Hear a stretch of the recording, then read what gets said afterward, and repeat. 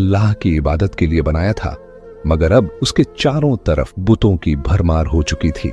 360 से ज्यादा बुत वहां सजे हुए थे, कोई लकड़ी का, कोई पत्थर का, कोई सोने और चांदी का। लोग दूर दूर से आते, इन बुतों के सामने झुकते, हाथ फैलाते और अपनी परेशानियां सुनाते।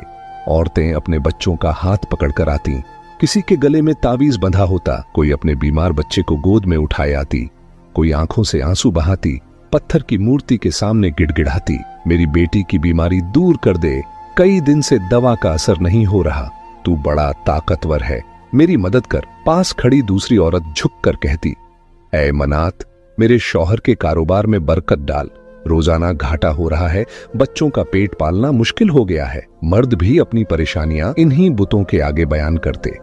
एक आदमी जिसने अपनी ऊंटनी खो दी थी, रोता हुआ कह रहा था, ऐ हुबल, तू बड़ा कारसाज है, मेरी ऊंटनी ढूंढ दे, वरना मैं बर्बाद हो जाऊंगा। यह सब लोग अपनी तकलीफें इन पत्थरों के सामने बयान कर रहे थे, लेकिन बुत खामोश खड़े थे।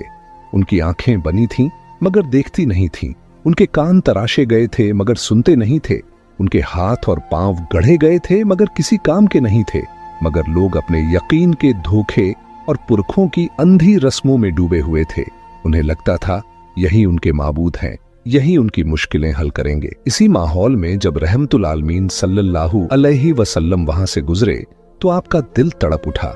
आपने देखा कि अल्लाह की सबसे अजीम मखलूक इंसान, जो अशरफुल मखलूकात है, वो इन बेजान पत्थरों के सामने सजदा कर रहा है।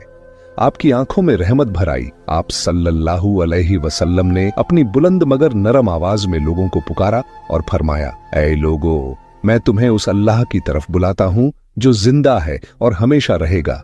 ये पत्थर तुम्हें न फायदा पहुंचा सकते हैं न नुकसान। क्या तुम उस चीज को अपना खुदा बनाते हो जिसे तुमने अपने ही हाथों से तराशा है? भीड़ एकदम ठहर सी गई।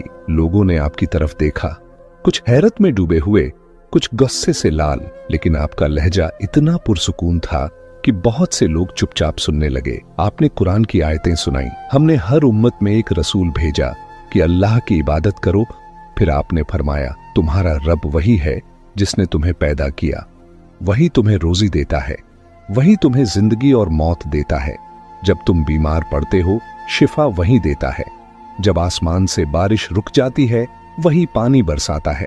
जब तुम तन्हा होकर मदद के लिए पुकारते हो तो वही सुनता है।